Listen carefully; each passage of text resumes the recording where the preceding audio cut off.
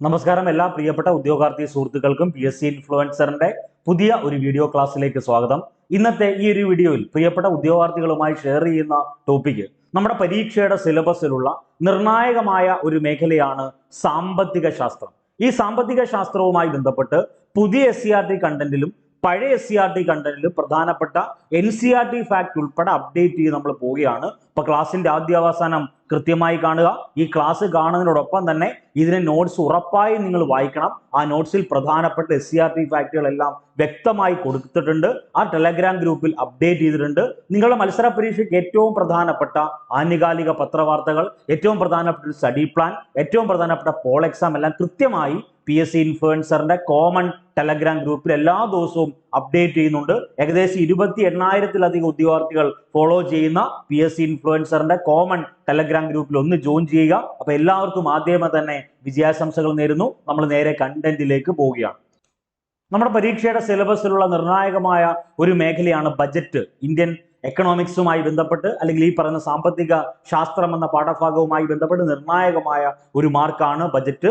ഒന്നെങ്കിൽ ബഡ്ജറ്റുമായി ബന്ധപ്പെട്ട ആനുകാലിക സംഭവങ്ങളായിരിക്കും മത്സര പരീക്ഷയിൽ ചോദിക്കുന്നത്, അതുമല്ലെങ്കിൽ ബജറ്റുമായി ബന്ധപ്പെട്ട ബേസ് കണ്ടന്റ് ആയിരിക്കും. അപ്പൊ നമുക്ക് വേണ്ട പ്രധാനപ്പെട്ട കണ്ടന്റ് ഈ ബജറ്റുമായി ബന്ധപ്പെട്ട് SCERTയിൽ 3 പ്രധാനപ്പെട്ട കാര്യങ്ങൾ കൊടുത്തിട്ടുണ്ട്. ഒന്ന്, ബജറ്റ് എന്ന് പറയുന്നത് ഒരു T ഷേപ്പ് അക്കൗണ്ട് ആണ്. ഇതൊരു ബേസ് ആയിട്ട് ഓർത്തു വെക്കണം.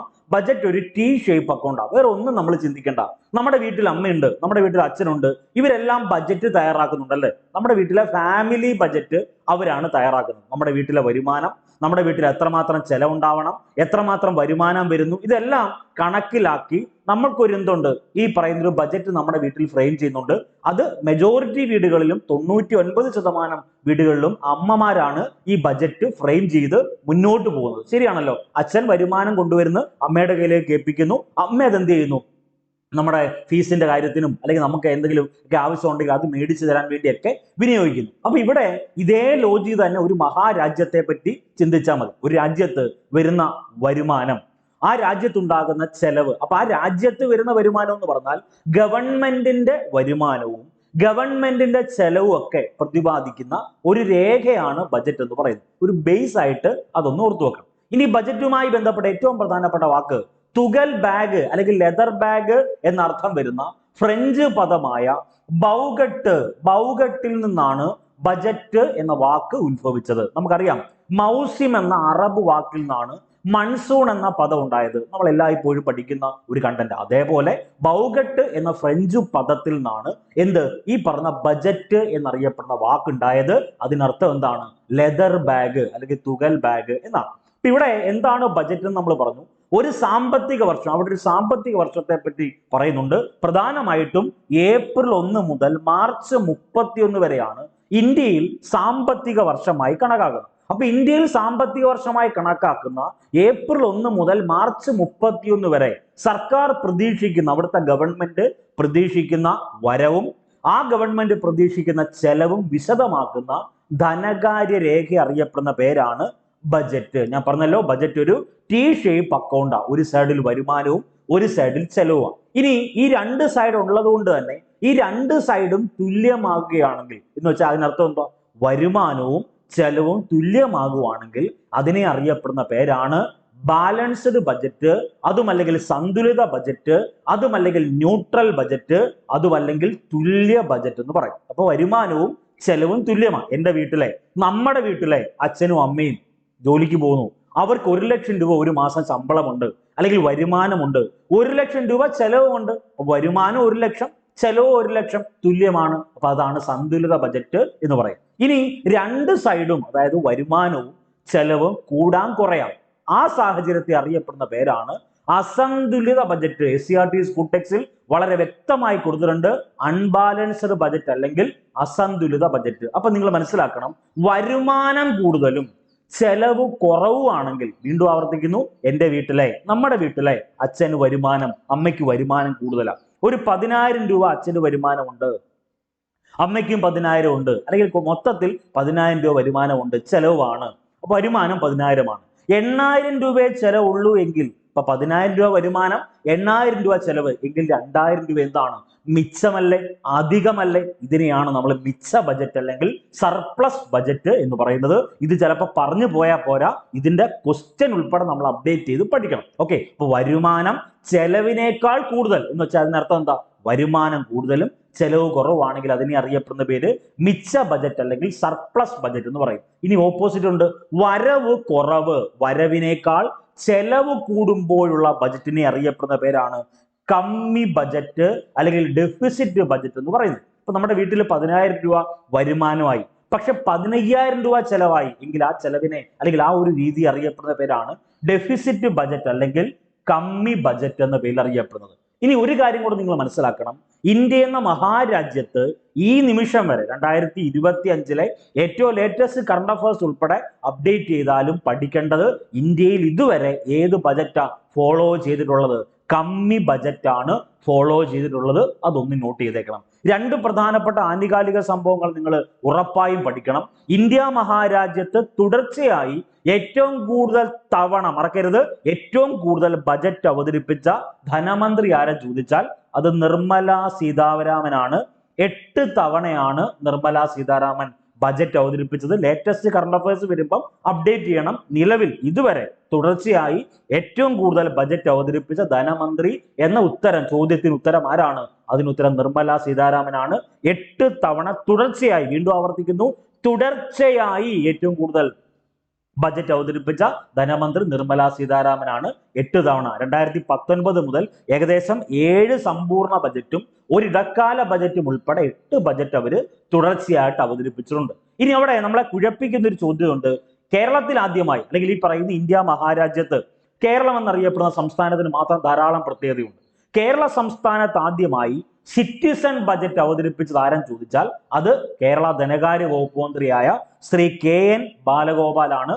കേരളത്തിൽ ആദ്യമായി കേരള സംസ്ഥാനത്ത് ആദ്യമായി സിറ്റിസൺ ബജറ്റ്, നമുക്കറിയാം സിറ്റിസൺ എന്ന് പറഞ്ഞാൽ പൗരന്മാർക്ക്, സിറ്റിസൺ ഈ പറയുന്ന ഇത്ര വയസ്സിന് കൂടുതലുള്ളവർക്ക് വേണ്ടി മാത്രം അവർക്ക് പ്രയോറിറ്റി കൊടുക്കണം എന്ന ലക്ഷ്യത്തോടു കൂടി സിറ്റിസൺ ബജറ്റ് അവതരിപ്പിച്ച ധനകാര്യ വകുപ്പ് മന്ത്രി ആരാണ്? ശ്രീ KN ബാലഗോപാലാണ്. അതൊന്ന് നോട്ട് ചെയ്തേക്കണേ. അവിടെ നമ്മളെ കുഴപ്പിക്കുന്ന 2 പ്രധാനപ്പെട്ട ആനുകാലിക സംഭവമുണ്ട്. ഒന്ന്, ഇന്ത്യയിൽ ആദ്യമായി ഡിജിറ്റൽ ബജറ്റ് അവതരിപ്പിച്ച ധനകാര്യമന്ത്രി ആരാണ്? ഇന്ത്യയിൽ ആദ്യമായി ഡിജിറ്റൽ ബജറ്റ് അവതരിപ്പിച്ച കേന്ദ്ര ധനകാര്യമന്ത്രി നിർമ്മല സീതാരാമനും കേരളത്തിൽ ആദ്യമായി ഡിജിറ്റൽ ബജറ്റ് അവതരിപ്പിച്ചത് ശ്രീ KN ബാലഗോപാലാണ്. അതുകൂടി ഒന്ന് അപ്ഡേറ്റ് ചെയ്ത് പഠിച്ചേക്കണം. ഓക്കെ, അപ്പൊ കമ്മി ബജറ്റ് എന്താണ്, മിച്ച ബജറ്റ് എന്താണെന്ന് കിട്ടി. ഇനി ഇതിന്റെ ക്വസ്റ്റ്യനിലേക്ക് നമ്മൾ പോകുന്നതിന് മുമ്പ് ഏറ്റവും പ്രധാനപ്പെട്ട ഒരു വാക്കാണ് ജെൻഡർ ബജറ്റ്. എന്തുവാ ഈ ജെൻഡർ ബജറ്റ് എന്ന് പറഞ്ഞാൽ? നമ്മൾ നേരത്തെയൊക്കെ പറഞ്ഞ എന്തുവാ? കമ്മി ബജറ്റ്, മിച്ച ബജറ്റ് ഒക്കെ നമ്മൾ പറഞ്ഞിരിക്കുന്ന സാമ്പത്തിക പ്രവർത്തനത്തെ പറ്റിയാണ്.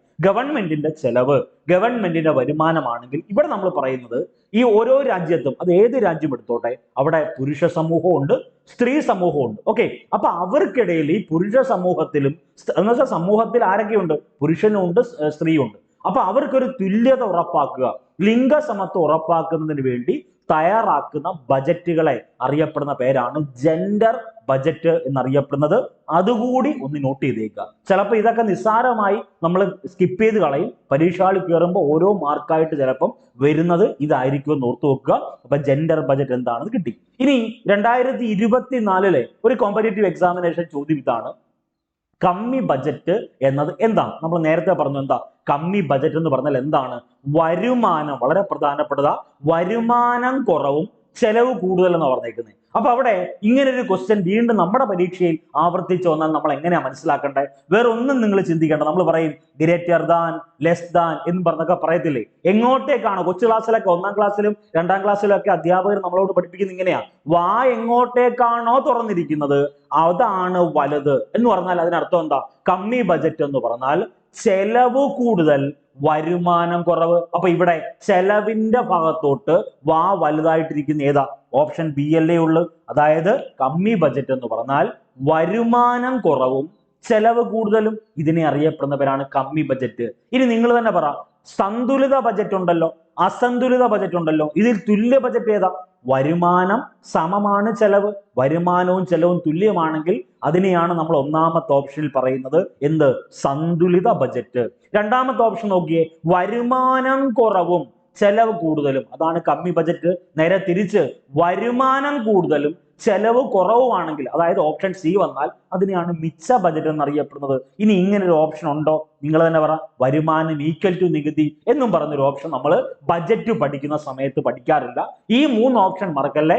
ഒന്നാമത്തെ ഓപ്ഷൻ വരുമാനം സമമാണ് ചെലവെന്ന് പറഞ്ഞാൽ തുല്യ ബജറ്റ് എന്ന് വെച്ചാൽ വരുമാനം കൂടുതലുമല്ല ചെലവ് കുറവല്ല, തുല്യമാണ്. 100 വരുമാനം വന്നാൽ 100 ചെലവ് തന്നെ.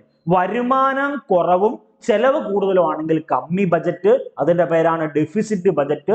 വരുമാനം കൂടുതലും ചെലവ് കുറവാണെങ്കിൽ അതിനെ അറിയപ്പെടുന്ന പേരാണ് മിച്ച ബജറ്റ്. ഈ 3 ഓപ്ഷൻ കിട്ടിയല്ലോ. ഇനി നമുക്ക് വേണ്ടത് വരുമാനത്തേക്കാൾ ചെലവ് കൂടിയ ബജറ്റിനെ അറിയപ്പെടുന്ന പേര് കമ്മി ബജറ്റ് എന്ന.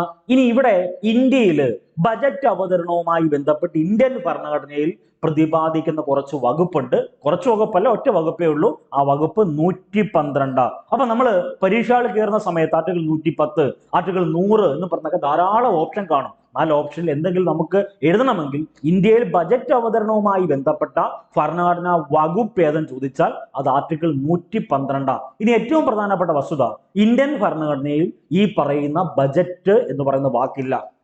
പകരം വാർഷിക സാമ്പത്തിക പ്രസ്താവന അല്ലെങ്കിൽ ആനുവൽ ഫിനാൻഷ്യൽ സ്റ്റേറ്റ്മെന്റ് എന്ന.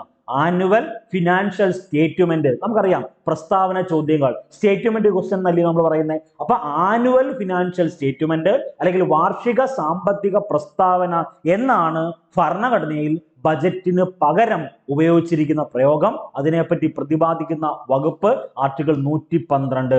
അപ്പോൾ ഒരു രാജ്യത്ത് ഒരു വർഷം ഗവൺമെന്റിനുണ്ടാകുന്ന പ്രതീക്ഷിത വരുമാനവും ഗവൺമെന്റിന് ഉണ്ടായേക്കാവുന്ന പ്രതീക്ഷിത ചെലവും രേഖപ്പെടുത്തുന്ന ഔദ്യോഗിക രേഖ അറിയപ്പെടുന്ന പേരാണ് ബജറ്റ് എന്നറിയപ്പെടുന്നത്. അതൊന്ന് നോട്ട് ചെയ്തേക്കണം. അപ്പൊ നമുക്കറിയാം 28 സംസ്ഥാനം. ഇപ്പൊ കേരളത്തിൽ ഒരു ബജറ്റ് അവതരിപ്പിക്കണം. കേരളത്തിൽ ബജറ്റ് അവതരിപ്പിക്കുന്നത് എവിടെയാ? കേരള നിയമസഭയിലാണ്. തമിഴ്നാട്ടിൽ ബജറ്റ് അവതരിപ്പിക്കുന്നത് തമിഴ്നാട് സംസ്ഥാന നിയമസഭയില.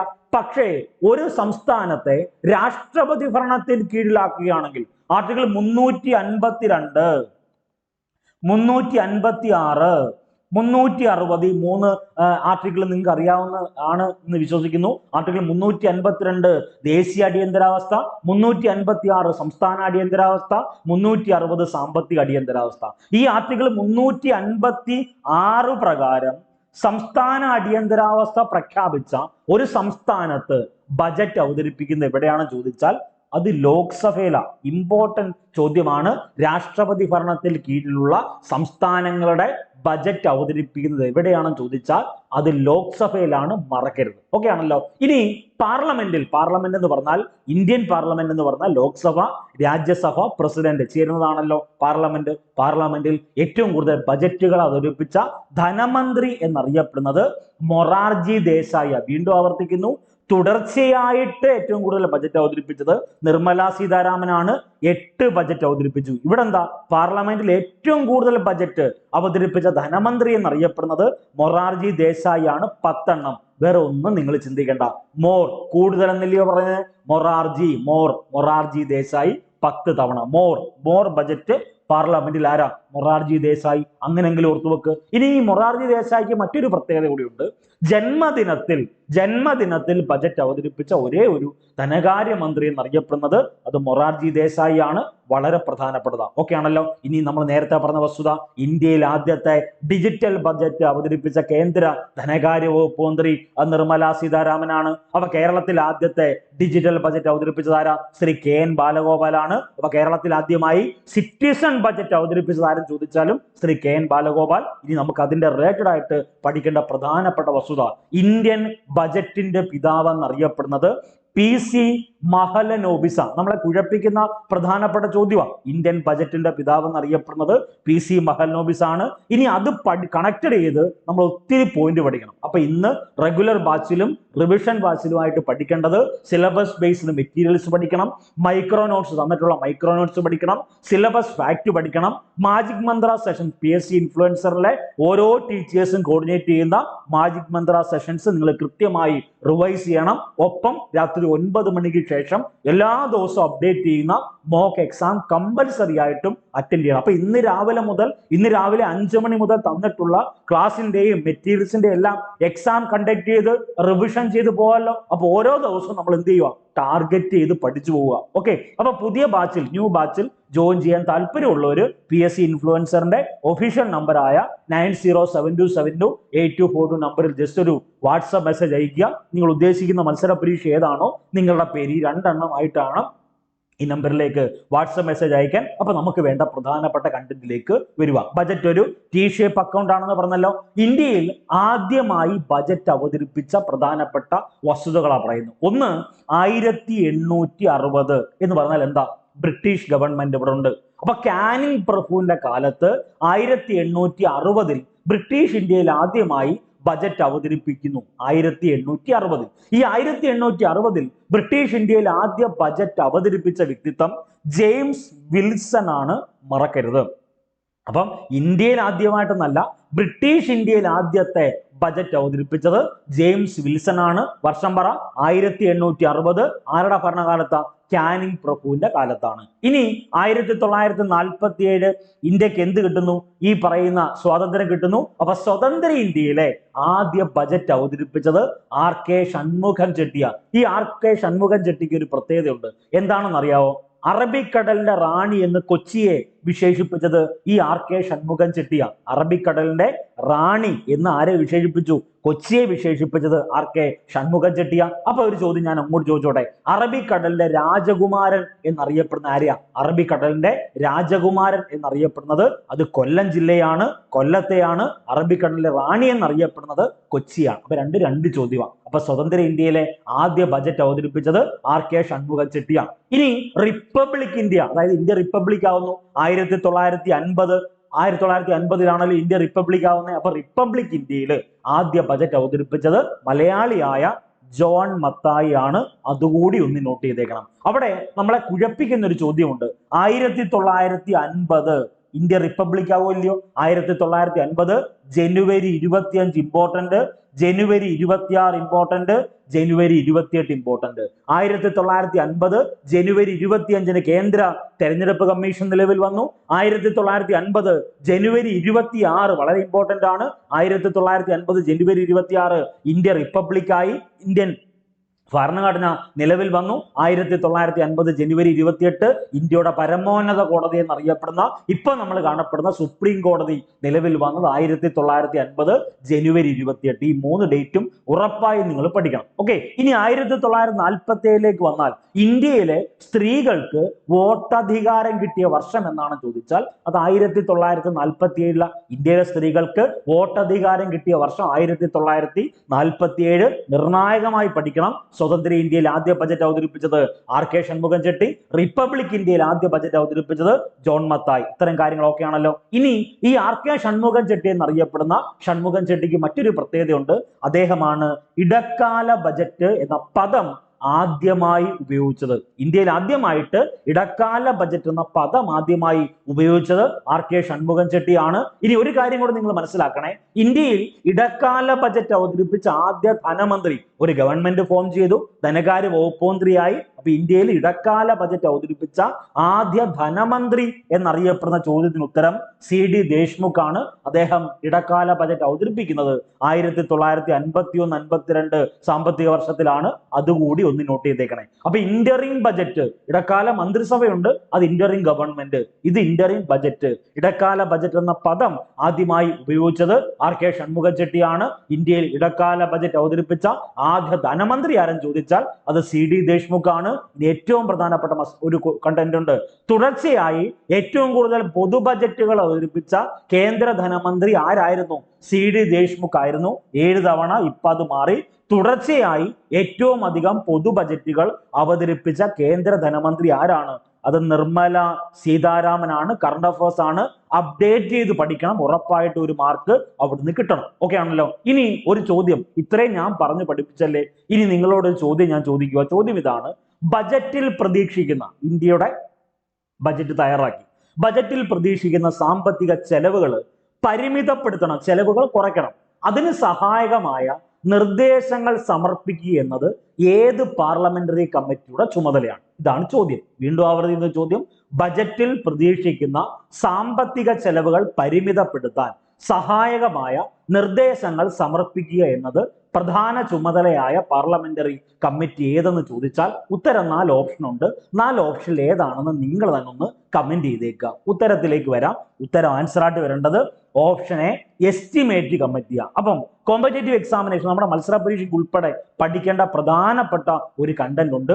3 പ്രധാനപ്പെട്ട പാർലമെന്ററി കമ്മിറ്റികളെ പറ്റി നമ്മൾ പഠിച്ചേ മതിയാകും. 1 public account committee, 2 estimate committee, 3 committee on public undertaking. വളരെ പ്രധാനപ്പെട്ടതാണ്. അപ്പം ഈ 3 കമ്മിറ്റിക്കും നിലവിൽ 3 അധ്യക്ഷന്മാരും നിങ്ങൾ ഒന്ന് കമന്റ് ചെയ്തേക്കണം. ഞാൻ ഈ കണ്ടന്റിൽ പറഞ്ഞോളാം. പബ്ലിക് അക്കൗണ്ട് കമ്മിറ്റിയുടെ നിലവിൽ അധ്യക്ഷൻ മലയാളിയാണ്, ശ്രീ KC വേണുഗോപാൽ ആണ് പബ്ലിക് അക്കൗണ്ട് കമ്മിറ്റിയുടെ നിലവിലെ അധ്യക്ഷൻ, മറക്കരുത്. ഇനി എസ്റ്റിമേറ്റ് കമ്മിറ്റിയുടെ നിലവിലെ അധ്യക്ഷൻ എന്നറിയപ്പെടുന്നത് സഞ്ജയ് ജയ്സ്വാൾ. സഞ്ജയ് മൂർത്തി അല്ല, സഞ്ജയ് ജയ്സ്വാൾ ആണ് എസ്റ്റിമേറ്റ് കമ്മിറ്റിയുടെ നിലവിൽ അധ്യക്ഷൻ.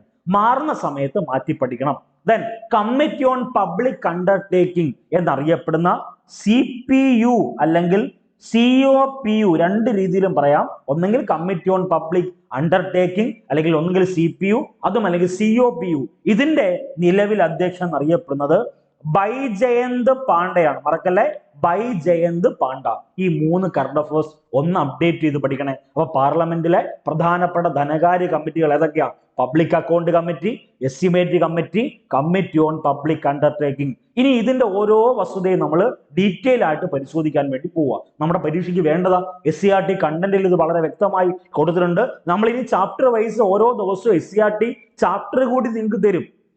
അപ്പൊ SCERT ചാപ്റ്റർ കൂടി നിങ്ങൾ പഠിച്ചു പോകണം. അപ്പൊ പബ്ലിക് അക്കൗണ്ട് കമ്മിറ്റിയുമായി ബന്ധപ്പെട്ട് ഏറ്റവും പ്രധാനപ്പെട്ട വസ്തുത, ഇത് പഠിക്കുന്നതിന് മുമ്പ് ഈ 3 വർഷം ഒന്ന് നോട്ട് ചെയ്തേക്കണം. 1919, 1909, 1935. 1909ന്റെ പ്രത്യേകത മിന്റോ മോർലി. പറഞ്ഞ എന്തുവാ? മിന്റോ മോർലി മുസ്ലിങ്ങൾക്ക് പ്രത്യേക മണ്ഡലം ശുപാർശ ചെയ്ത ഭരണഘടനാ പരിഷ്കാരമാണ് 1909ലെ മിന്റോ മോർലി ഭരണഘടനാ പരിഷ്കാരം.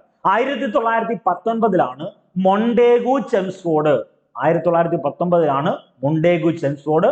1935ലാണ് ഗവൺമെന്റ് ഓഫ് ഇന്ത്യ ആക്ട്. നമുക്ക് വേണ്ട വസ്തുത 1919ലെ ഈ മൊണ്ടേഗു ചെംസ്ഫോർഡ് അതായത് ഗവൺമെന്റ് ഓഫ് ഇന്ത്യ ആക്ട് അനുസരിച്ച് 1921ലാണ് പബ്ലിക് അക്കൗണ്ട് കമ്മിറ്റി എന്ന PAC നിലവിൽ വന്നത്. എന്തിനു വേണ്ടിയാ പബ്ലിക് അക്കൗണ്ട് കമ്മിറ്റി നിലവിൽ വന്നത്? ആ പേരിൽ തന്നെ ഉണ്ട്, പബ്ലിക് അക്കൗണ്ടാ. പൊതുമുതൽ ദുർവിനിയോഗം തടയുന്നതിന് വേണ്ടി നിലവിൽ വന്ന പാർലമെന്ററി കമ്മിറ്റിയാണ് പബ്ലിക് അക്കൗണ്ട് കമ്മിറ്റി. അപ്പൊ പാർലമെന്റ് എന്ന് പറഞ്ഞാൽ ലോക്സഭയും രാജ്യസഭയും പ്രസിഡന്റും ചേരുന്നതാണല്ലോ. പബ്ലിക് അക്കൗണ്ട് കമ്മിറ്റി എന്ന് പറഞ്ഞാൽ പൊതുമുതൽ ദുർവിനിയോഗം തടയുന്നതിന് വേണ്ടി നിലവിൽ വന്നു. ഈ പബ്ലിക് അക്കൗണ്ട് കമ്മിറ്റിയാണ് പോസ്റ്റ് മോർട്ടം കമ്മിറ്റി എന്നറിയപ്പെടുന്നത്. എന്തുകൊണ്ടാണെന്ന് പറയാം. ഇന്ത്യയുടെ ഏറ്റവും പ്രധാനപ്പെട്ട ഇന്ത്യയുടെ വരവ് ചെലവുകളെല്ലാം പരിശോധിക്കുന്നത് CAG ആണല്ലോ. നമ്മൾ പറയും ഇന്ത്യയുടെ കണക്കുകളെല്ലാം, ഇന്ത്യയുടെ വരുമാനം, ഇന്ത്യയുടെ ചെലവ്, ഇതെല്ലാം സിസ്റ്റമാറ്റിക് ആയിട്ട് പരിശോധിക്കുന്നത് CAG ആണ്. ഈ CAGയുടെ റിപ്പോർട്ട് ആർക്കാ കൊടുക്കുന്നത്? പബ്ലിക് അക്കൗണ്ട് കമ്മിറ്റിക്കാ കൊടുക്കുന്നത്. വീണ്ടും ആവർത്തിക്കുന്നു, CAG ഈ പറഞ്ഞ വരവും ചെലവും എല്ലാം കണക്കാക്കി പ്രധാനപ്പെട്ട കാര്യങ്ങളെല്ലാം ഒരു ഫയലാക്കുന്ന സമയത്ത് അത് വീണ്ടും പരിശോധിക്കുക. നോർമലായിട്ട് CAG ഒന്ന് പരിശോധിച്ച് ഈ CAG പരിശോധിച്ച കാര്യം വീണ്ടും കീറി മുറിച്ച് പരിശോധിക്കുവാണ് ആര്? Public account committee. അതുകൊണ്ടാണ് പോസ്റ്റ് മോർട്ടം കമ്മിറ്റി എന്ന് പബ്ലിക് അക്കൗണ്ട് കമ്മിറ്റി അറിയപ്പെടുന്നത്. ഈ പബ്ലിക് അക്കൗണ്ട് കമ്മിറ്റിയുടെ കാലാവധി 1 വർഷമാണ്. പബ്ലിക് അക്കൗണ്ട് കമ്മിറ്റിയുടെ കാലാവധി ഓപ്ഷനകത്ത് 5 വർഷം കാണും, 6 വർഷം കാണും, 3 വർഷം കാണും. വെറൈറ്റി ആണെന്ന് പറഞ്ഞിരിക്കരുത്, കാലാവധി 1 വർഷം. ഇനി ഈ പബ്ലിക് അക്കൗണ്ട് കമ്മിറ്റിയുടെ ചെയർമാനെ നിയമിക്കുന്നത് ആരാണ് എന്ന് വെച്ചാൽ അതിലൊരു അംഗമാണല്ലോ ചെയർമാൻ. പബ്ലിക് അക്കൗണ്ട് കമ്മിറ്റിയിലെ ചെയർമാനെ അംഗങ്ങളെ നിയമിക്കുന്നതും പിരിച്ചുവിടുന്നതും ലോക്സഭാ സ്പീക്കറാ. അപ്പൊ നിലവിൽ എത്രാം ലോക്സഭയാ? ഇപ്പൊ നിലവിൽ എത്രാം ലോക്സഭയാ? നമുക്ക് എല്ലാവർക്കും അറിയാവുന്ന 18ാം ലോക്സഭയാണ് നിലവിൽ. ഈ 18ാം ലോക്സഭയുടെ സ്പീക്കർ ഓം ബിർളയാണ്. ഓം ബിർള പ്രദാനം ചെയ്യുന്ന മണ്ഡലം രാജസ്ഥാനിലെ കോട്ട മണ്ഡലം. രാജസ്ഥാന്റെ പഴയകാല പേര് മത്സ്യ എന്നാണ്. A to Z കാര്യങ്ങൾ ഞാൻ പറയുന്നുണ്ട്, ഉറപ്പായിട്ടും ഇതൊക്കെ പഠിച്ചിട്ട് പോകണം. ഇപ്പൊ പബ്ലിക് അക്കൗണ്ട് കമ്മിറ്റിയിലെ ചെയർമാനെ നിയമിക്കുന്നത് ലോക്സഭാ സ്പീക്കർ, പിരിച്ചുവിടുന്നത് ആര് തന്നെ? ലോക്സഭാ സ്പീക്കർ. അടുത്ത പ്രധാനപ്പെട്ട പോയിന്റിലേക്ക് വരുന്നു. പബ്ലിക് അക്കൗണ്ട് കമ്മിറ്റിയിലെ അംഗസംഖ്യ 22. ഈ 22 പേരിൽ 15 പേര് ലോക്സഭ, 7 പേര് രാജ്യസഭ. പബ്ലിക് അക്കൗണ്ട് കമ്മിറ്റിയുടെ അംഗസംഖ്യ കാലാവധി 1 വർഷമാണെന്ന് പറഞ്ഞു. എത്ര പേരുണ്ടെന്ന് ചോദിച്ചാൽ 22 പേരുണ്ട്. 15 പേര് ലോക്സഭ, 7 പേര് രാജ്യസഭ. ഇനി നിർണായകമായ ഒരു മാർക്കുണ്ട്. ഈ പറയുന്ന പബ്ലിക് അക്കൗണ്ട് കമ്മിറ്റിയുടെ ചെയർമാൻ എല്ലായ്പ്പോഴും പ്രതിപക്ഷ പാർട്ടിയിൽ നിന്നുള്ളതായിരിക്കും. പ്രതിപക്ഷ അംഗമാകാം, പ്രതിപക്ഷ നേതാവാകാം. അപ്പൊ നിങ്ങൾ തന്നെ പറ, ഇന്ത്യയിലെ ലോക്സഭയിൽ പ്രതിപക്ഷ നേതാവ് ഉണ്ടല്ലോ, രാഹുൽ ഗാന്ധി അല്ലേ പ്രതിപക്ഷ നേതാവ്? ഈ രാഹുൽ ഗാന്ധി അറിയപ്പെടുന്ന പേരെന്തുവാ? ഷാഡോ പ്രൈം മിനിസ്റ്റർ, നിഴൽ പ്രധാനമന്ത്രി എന്നറിയപ്പെടുന്നത് രാഹുൽ ഗാന്ധിയാണ്. അതായത് ഏത് പ്രതിപക്ഷ നേതാവ് ആയിക്കോട്ടെ. ഇപ്പൊ കേരള സംസ്ഥാനത്ത് മുഖ്യമന്ത്രി ഉണ്ട്, ശ്രീ പിണറായി വിജയനാണ് മുഖ്യമന്ത്രി. അവിടെ ഒരു പ്രതിപക്ഷ നേതാവുണ്ട്, ശ്രീ VD സതീശനാണ് പ്രതിപക്ഷ നേതാവ്. എന്ന് വെച്ചാൽ നിഴൽ മുഖ്യമന്ത്രി എന്നറിയപ്പെടുന്ന ആരെയാ? ഈ VD സതീശനെയാ. അപ്പൊ പ്രതിപക്ഷ നേതാവ് ആരാണോ അദ്ദേഹമായിരിക്കും നിഴൽ വരുന്നത്. നിഴൽ മുഖ്യമന്ത്രി കേരളത്തിലെ പ്രതിപക്ഷ നേതാവ്. ദെൻ ലോക്സഭയിലെ പ്രതിപക്ഷ നേതാവ് ആവുമ്പോൾ അവിടെ എന്തുവാ? നിഴൽ പ്രധാനമന്ത്രി, ഷാഡോ പ്രൈം മിനിസ്റ്റർ എന്നാ പറയുന്നത്. പ്രൈം മിനിസ്റ്ററിന്റെ ഷാഡോയാ. അതായത് ഈ പറയുന്ന പ്രധാനമന്ത്രി ഏത് തരത്തിലുള്ള പൊതുജനങ്ങൾക്ക് നെഗറ്റീവ് ആകുന്ന, പോസിറ്റീവ് ആകുന്ന ഏത് കാര്യത്തിൽ ഏർപ്പെട്ടാലും ആരുടെ ഒരു ഒബ്സർവേഷൻ അവിടെ വേണം? ഈ പറയുന്ന പ്രതിപക്ഷ നേതാവിന്റെ. അത് ലോക്സഭയിലാണെങ്കിൽ അങ്ങനെ, രാജ്യസഭയിലാണെങ്കിൽ അങ്ങനെ, നിയമസഭയിലാണെങ്കിൽ അങ്ങനെ. അപ്പൊ നമുക്ക് വേണ്ട വസ്തുത, പബ്ലിക് അക്കൗണ്ട് കമ്മിറ്റിയുടെ ചെയർമാൻ എല്ലായ്പ്പോഴും പ്രതിപക്ഷ പാർട്ടി എന്നുള്ളതായിരിക്കും. പബ്ലിക് അക്കൗണ്ട് കമ്മിറ്റിയുടെ നിലവിലെ അധ്യക്ഷനാര? KC വേണുഗോപാല. അദ്ദേഹം ഈ പറയുന്ന എന്താണ് പ്രധാനപ്പെട്ട അംഗമാണ്, ലോക്സഭാ അംഗമാണ്. ഈ പറഞ്ഞ പ്രതിപക്ഷ പാർട്ടിയിൽ നിന്നുള്ള അംഗമാണ്. അദ്ദേഹം ആലപ്പുഴ ലോക്സഭാ മണ്ഡലത്തെയാണ് പ്രതിനിധാനം ചെയ്യുന്നത്. അതൊക്കെ ഒന്ന് നോട്ട് ചെയ്തേക്കണം, വളരെ ഇമ്പോർട്ടന്റ് ആണ്. ഇനി ഈ പറയുന്ന CAG നൽകുന്ന റിപ്പോർട്ടുകൾ പരിശോധിക്കുന്നത് ആരെന്ന് ചോദിച്ചാൽ ഉത്തരം മറക്കരുത്, അത് PAC ആണ്. കൺട്രോളർ ആൻഡ് ഓഡിറ്റർ ജനറൽ നൽകുന്ന റിപ്പോർട്ട് ഉണ്ടല്ലോ, അത് പരിശോധിക്കുന്ന ആരെന്ന് ചോദിച്ചാൽ അത് പബ്ലിക് അക്കൗണ്ട് കമ്മിറ്റിയാണ്. ഇനി ഈ പബ്ലിക് അക്കൗണ്ട് കമ്മിറ്റി റിപ്പോർട്ട് സമർപ്പിക്കും. CAG നൽകുന്ന റിപ്പോർട്ട് പരിശോധിക്കുന്നത് പബ്ലിക് അക്കൗണ്ട് കമ്മിറ്റിയാണ്. ഈ പബ്ലിക് അക്കൗണ്ട് കമ്മിറ്റി റിപ്പോർട്ടുകൾ സമർപ്പിക്കുന്ന ആർക്കാണെന്ന് ചോദിച്ചാൽ അത് ലോക്സഭാ സ്പീക്കർക്കാണ്. അപ്പൊ അവിടെ കുഴഞ്ഞു പോരുത്. ലോജിക് ഇതാണ്. പബ്ലിക് അക്കൗണ്ട് കമ്മിറ്റി, അതായത് പബ്ലിക് അക്കൗണ്ട് കമ്മിറ്റിയുടെ ചെയർമാൻ അല്ലെങ്കിൽ PACയുടെ ചെയർമാൻ എല്ലായ്പ്പോഴും പ്രതിപക്ഷ പാർട്ടി എന്നുള്ളതായിരിക്കും. CAG നൽകുന്ന റിപ്പോർട്ടുകൾ പരിശോധിക്കുന്നത് പബ്ലിക് അക്കൗണ്ട് കമ്മിറ്റിയാണ്. പബ്ലിക് അക്കൗണ്ട് കമ്മിറ്റി എന്നറിയപ്പെടുന്ന PAC റിപ്പോർട്ടുകൾ സമർപ്പിക്കുന്നത് ലോക്സഭാ സ്പീക്കർക്കാണ്. അടുത്ത പ്രധാനപ്പെട്ട ചോദ്യം, പബ്ലിക് അക്കൗണ്ട് കമ്മിറ്റിയുടെ കോറം എത്രയാണ്? ഉത്തരം 4 ആണ്. അപ്പൊ എന്തായി കോറം എന്ന് പറഞ്ഞാൽ? അതായത് 22 പേരുണ്ടല്ലോ, 22 പേരിൽ 15 പേര് ലോക്സഭയെന്ന, 7 പേര് രാജ്യസഭയെന്ന. ഈ പബ്ലിക് അക്കൗണ്ട് കമ്മിറ്റിയുടെ കോറം എന്ന് പറഞ്ഞാൽ മിനിമം ഇത്ര പേരുണ്ടെങ്കിൽ അതിന് മീറ്റിംഗ് വിളിച്ചു കൂട്ടാം. അപ്പൊ പബ്ലിക് അക്കൗണ്ട് കമ്മിറ്റിയുടെ കോറം എന്നറിയപ്പെടുന്നത് 4 അംഗമാണ്. എന്ന് വെച്ചാൽ 4 അംഗങ്ങൾ ഉണ്ടെങ്കിൽ അവർക്ക് എന്ത് നടത്താം? മീറ്റിംഗ് കണ്ടക്ട് ചെയ്യാം. പബ്ലിക് അക്കൗണ്ട് കമ്മിറ്റിയുടെ കണ്ണും കാതും എന്നറിയപ്പെടുന്നത് CAG ആണ്. നേരെ തിരിച്ചും വരും. CAGയുടെ കണ്ണും കാതും എന്ന് ചോദിച്ചാൽ PAC, PACയുടെ കണ്ണും കാതും എന്നറിയപ്പെടുന്നത് CAG. അവിടെ 3 ചോദ്യങ്ങൾ നിങ്ങൾ ഉറപ്പായും പഠിക്കണം. ഒന്ന്, ഇന്ത്യൻ ഭരണഘടനയുമായി ബന്ധപ്പെട്ട് 4 പരീക്ഷാ ചോദ്യങ്ങൾ പരീക്ഷയ്ക്ക് ചോദിക്കും. ഒന്ന് പ്രധാനപ്പെട്ടതാണ്, ഇന്ത്യൻ ഭരണഘടനയുമായി ബന്ധപ്പെട്ട് പ്രധാനപ്പെട്ട ചോദ്യം ചോദിക്കുമ്പോൾ 4 പ്രധാനപ്പെട്ട വസ്തുത. ഒന്ന്, NHRC ഉത്തരമായിട്ട് വരണം, UPSC ഉത്തരമായിട്ട് വരണം, ദെൻ പ്രധാനപ്പെട്ട പോയിന്റ് സുപ്രീം കോർട്ട് ഉത്തരമായിട്ട് വരണം, ദെൻ ഏറ്റവും ഇമ്പോർട്ടന്റ് ആയിട്ടുള്ള CAG ഉത്തരമായിട്ട് വരണം. ഇന്ത്യൻ മെറിറ്റ് സമ്പ്രദായത്തിന്റെ കാവൽക്കാരൻ, മറക്കല്ലേ, ഇന്ത്യൻ മെറിറ്റ് സമ്പ്രദായത്തിന്റെ കാവൽക്കാരൻ എന്നറിയപ്പെടുന്നത് UPSC ആണ്. ഇന്ത്യൻ ഭരണഘടനയുടെ കാവൽക്കാരൻ എന്നറിയപ്പെടുന്നത് സുപ്രീം കോടതിയാണ്.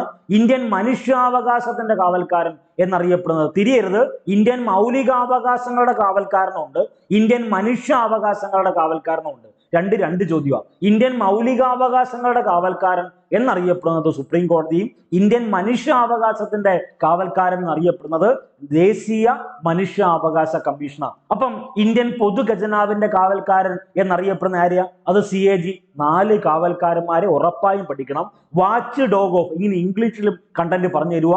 Watch dog of Indian merit system, Indian merit സമ്പ്രദായത്തിന്റെ കാവൽക്കാരൻ UPSC, ഇന്ത്യൻ ഭരണഘടനയുടെ കാവൽക്കാരൻ സുപ്രീം കോടതി, ഇന്ത്യൻ മനുഷ്യാവകാശത്തിന്റെ കാവൽക്കാരൻ ദേശീയ മനുഷ്യാവകാശ കമ്മീഷൻ, ഇന്ത്യൻ മൗലികാവകാശങ്ങളുടെ കാവൽക്കാരൻ എന്നറിയപ്പെടുന്നത് സുപ്രീം കോടതി, ഇന്ത്യൻ പൊതു ഖജനാവിന്റെ കാവൽക്കാരൻ എന്നറിയപ്പെടുന്നത് CAG. ഇനി ഏറ്റവും പ്രധാനപ്പെട്ട ചോദ്യമുണ്ട്. പബ്ലിക് അക്കൗണ്ട് കമ്മിറ്റിയുടെ ചെയർമാനായ ആദ്യ മലയാളി ആരാണ്? അത് ജോൺ മത്തായി ആണ്. വളരെ പ്രധാനപ്പെട്ടതാണ്. രണ്ടാമത്തെ പാർലമെന്ററി കമ്മിറ്റിയാണ് എസ്റ്റിമേറ്റ് കമ്മിറ്റി. ഈ എസ്റ്റിമേറ്റ് കമ്മിറ്റി നിലവിൽ വരുന്നത് 1950-ലാണ്. 1950-ൽ ജോൺ മത്തായിയുടെ നിർദ്ദേശപ്രകാരമാണ് എസ്റ്റിമേറ്റ് കമ്മിറ്റി നിലവിൽ വരുന്നത്. ഇന്ത്യയിലെ ഏറ്റവും വലിയ പാർലമെന്ററി കമ്മിറ്റിയാണ് എസ്റ്റിമേറ്റ് കമ്മിറ്റി. കമ്മിറ്റിയിൽ കാലാവധി ചോദിക്കും. കാലാവധി 1 വർഷമാണ്. നമ്മൾ വെറൈറ്റി ആണെന്ന് പറഞ്ഞ് 5 വർഷം എഴുതി കളയും. 3 വർഷം എഴുതാം, 6 വർഷം എഴുതാം. കാലാവധി 1 വർഷം. ദെൻ ഈ എസ്റ്റിമേറ്റ് കമ്മിറ്റിയിൽ അംഗങ്ങളുടെ എണ്ണം 30 പേരാണ്. ഈ 30 പേരും ലോക്സഭയിൽ നിന്നും മാത്രം. അപ്പം ലോക്സഭാ പ്രാതിനിധ്യമുള്ള ഏക പാർലമെന്ററി കമ്മിറ്റി ഏതെന്ന് ചോദിച്ചാൽ അതിനുത്തരം ഏതാ? അത് എസ്റ്റിമേറ്റ് കമ്മിറ്റിയാ. ഇനി എസ്റ്റിമേറ്റ് കമ്മിറ്റിയിലെ ചെയർമാൻ ഉണ്ടല്ലോ, ചെയർമാനെ നിയമിക്കുന്നതും പിരിച്ചുവിടുന്നതും ലോക്സഭാ സ്പീക്കറാണ്. എത്ര ലോക്സഭയെ നിലവിൽ? 18ാം ലോക്സഭ. ആരാ സ്പീക്കർ? ഓം ബിർള. ഓം ബിർള പ്രദാനം ചെയ്യുന്ന മണ്ഡലം രാജസ്ഥാനിലെ കോട്ട മണ്ഡലം. രാജസ്ഥാന്റെ ആദ്യകാല പേര് മത്സ്യ എന്നാണ്. അതൊന്ന് നോട്ട് ചെയ്തേക്കണം. അപ്പൊ എസ്റ്റിമേറ്റ് കമ്മിറ്റിയെ അറിയപ്പെടുന്ന ഇനി പേരുകളാണ് വേണ്ടത്. ഒന്ന്, കണ്ടിന്യൂസ് എക്കോണമി കമ്മിറ്റി എന്നറിയപ്പെടുന്നത് ഈ എസ്റ്റിമേറ്റ് കമ്മിറ്റിയാ. എസ്റ്റിമേറ്റ് കമ്മിറ്റിയിൽ 30 പേരുണ്ട്. ഈ 30 പേര് എവിടുന്ന് മാത്രമാ? ലോക്സഭ മാത്രം. അതായത് ലോക്സഭാ പ്രാതിനിധ്യമുള്ള ഏക പാർലമെന്ററി കമ്മിറ്റി ഏതാണ്? അത് എസ്റ്റിമേറ്റ് കമ്മിറ്റിയാണ്. ഏറ്റവും പ്രധാനപ്പെട്ട പോയിന്റ്. ഇനി ഏറ്റവും പ്രധാനപ്പെട്ട മറ്റൊരു വസ്തുത, CAG ആയിട്ട്, അതായത് കൺട്രോളർ ആൻഡ് ഓഡിറ്റർ ജനറൽ എന്നറിയപ്പെടുന്ന പോസ്റ്റുമായി, അതിന്റെ ഓഫീസുമായിട്ട് ഈ എസ്റ്റിമേറ്റ് കമ്മിറ്റിക്ക് യാതൊരു സഹകരണവുമില്ല. പക്ഷെ ബാക്കിയുള്ള 2 പാർലമെന്ററി കമ്മിറ്റികളെ നിങ്ങൾ എടുത്തോ. ആ 2 പാർലമെന്ററി കമ്മിറ്റികൾക്കും CAG ഓഫീസുമായിട്ട് ബന്ധമുണ്ട്, അല്ലെങ്കിൽ സഹകരണമുണ്ട്. മറക്കരുത്. അപ്പൊ അടുത്ത പ്രധാനപ്പെട്ട ചോദ്യം, 30 അംഗങ്ങളാണല്ലോ ഇപ്പോഴുള്ളത്. ആദ്യകാലത്ത് 25 അംഗങ്ങൾ ഉണ്ടായിരുന്നു. ഇപ്പൊ 30 പേരുണ്ട്. ഏറ്റവും കൂടുതൽ അംഗങ്ങളുള്ള കമ്മിറ്റിയാണ് ഏത്? Estimate committee. ഇനി നമ്മൾ നേരത്തെ പറഞ്ഞ വസ്തുത എന്താ? ഇവരുടെ പ്രധാനപ്പെട്ട ചുമതല ബജറ്റ് എന്ന് പറഞ്ഞാൽ എന്താണെന്ന് നമ്മൾ പറഞ്ഞു. ബജറ്റിൽ പ്രതീക്ഷിക്കുന്ന സാമ്പത്തിക ചെലവുകൾ പരിമിതപ്പെടുത്തുക, അതിന് സഹായകമായിട്ടുള്ള നിർദ്ദേശങ്ങൾ സമർപ്പിക്കുക എന്നുള്ളതാണ് എസ്റ്റിമേറ്റ് കമ്മിറ്റിയുടെ പ്രധാനപ്പെട്ട ചുമതല എന്നറിയപ്പെടുന്നത്. ഇനി മൂന്നാമത്തെ പാർലമെന്ററി കമ്മിറ്റിയാണ് കമ്മിറ്റി ഓൺ പബ്ലിക് അണ്ടർടേക്കിംഗ്. ഒന്നെങ്കിൽ CPU എന്ന് പറയാം, അതുമല്ലെങ്കിൽ COPU എന്ന് പറയാം. രണ്ടായാലും തെറ്റില്ല. 1964 VK കൃഷ്ണമേനോൻ കമ്മിറ്റിയുടെ റെക്കമെൻഡേഷൻ പ്രകാരമാണ് ഫോം ചെയ്തത്. അപ്പൊ VK കൃഷ്ണമേനോൻ കമ്മിറ്റിയെ പറ്റി പഠിക്കുമ്പം VK കൃഷ്ണമേനോനെ പറ്റി പഠിക്കണം. VK കൃഷ്ണമേനോന്റെ പ്രത്യേകത എന്താ? സൈനിക സ്കൂൾ എന്ന ആശയം ഇന്ത്യയിൽ ആദ്യമായി നടപ്പിലാക്കിയത് VK കൃഷ്ണമേനോനാണ്. ഇന്ത്യയുടെ പ്രതിരോധ വകുപ്പ് മന്ത്രിയായ ആദ്യ മലയാളി, വീണ്ടും ആവർത്തിക്കുന്നു, ഇന്ത്യയുടെ ആദ്യ പ്രതിരോധ വകുപ്പ് മന്ത്രി ഉണ്ട്, അത് ബൽദേവ് സിംഗ്. ദെൻ പ്രതിരോധ വകുപ്പ് മന്ത്രിയായ ആദ്യ മലയാളി ആരെന്ന് ചോദിച്ചാൽ അതിന് ഉത്തരമായി നിങ്ങൾ എഴുതേണ്ടത് VK കൃഷ്ണമേനോനാണ്. 1964 VK കൃഷ്ണമേനോൻ കമ്മിറ്റിയുടെ നിർദ്ദേശപ്രകാരമാണ് കമ്മിറ്റി ഓൺ പബ്ലിക് അണ്ടർടേക്കിംഗ് നിലവിൽ വന്നത്. കമ്മിറ്റിയുടെ കാലാവധി, കമ്മിറ്റി എന്ന് പറഞ്ഞാൽ ഈ എസ്റ്റിമേറ്റ് കമ്മിറ്റിയുടെ കാലാവധി, പബ്ലിക് അക്കൗണ്ട് കമ്മിറ്റിയുടെ കാലാവധി എന്ന് പറയുന്നത് പോലെ തന്നെ കമ്മിറ്റി ഓൺ പബ്ലിക് അണ്ടർടേക്കിംഗിന്റെ കാലാവധി 1 വർഷമാണ്. നിയമിക്കുന്നത് ആരാ? പിരിച്ചുവിടുന്നത് ആരാ? രണ്ടും ആര് തന്നെ. ലോക്സഭാ സ്പീക്കർ നിയമിക്കുന്നതും ലോക്സഭാ സ്പീക്കർ പിരിച്ചുവിടുന്നതും ആര് തന്നെ? ലോക്സഭാ സ്പീക്കർ. ഏറ്റവും പ്രധാനപ്പെട്ട വസ്തുത, ഇവിടുത്തെ ലോക്സഭയിൽ അംഗത്തെ മാത്രമേ ചെയർമാനായിട്ട് ഇവിടെ തിരഞ്ഞെടുക്കത്തുള്ളൂ. ഈ പറഞ്ഞ CPU എന്നറിയപ്പെടുന്ന കമ്മിറ്റി ഓൺ പബ്ലിക് അണ്ടർടേക്കിംഗിൽ തിരഞ്ഞെടുക്കത്തുള്ളൂ. 22 അംഗങ്ങളുണ്ട്. 15 പേര് ലോക്സഭ, 7 പേര് രാജ്യസഭ. ഇനി എന്റെ പ്രിയപ്പെട്ട ഉദ്യോഗാർത്ഥി സുഹൃത്തുക്കൾ ചെയ്യേണ്ട ഒരു ടാസ്ക് ഇതാണ്. ഈ 3 കമ്മിറ്റിയുടെയും നിലവിൽ അധ്യക്ഷന്മാരെ ഒന്ന് കമന്റ് ചെയ്തേ. ഞാൻ നേരത്തെ ഓൾറെഡി പറഞ്ഞിട്ടുണ്ട്, നിങ്ങൾ തന്നെ ഒന്ന് കമന്റ് ചെയ്തു. അതായത് എസ്റ്റിമേറ്റ് കമ്മിറ്റിയുടെ നിലവിൽ അധ്യക്ഷൻ ആരാണ്, പബ്ലിക് അക്കൗണ്ട് കമ്മിറ്റിയുടെ നിലവിൽ അധ്യക്ഷൻ ആരാണ്, CPU-ന്റെ നിലവിൽ അധ്യക്ഷൻ ആരാണ്. അപ്പൊ ഇത്രയും കാര്യങ്ങളാണ് നമ്മൾ ഇന്നത്തെ ഈ ഒരു ക്ലാസ്സിൽ നിങ്ങൾക്ക് വേണ്ടി ഷെയർ ചെയ്ത് പഠിപ്പിച്ചത്. ഉറപ്പായിട്ട് ഉഷാറായിട്ട് പഠിക്കുക.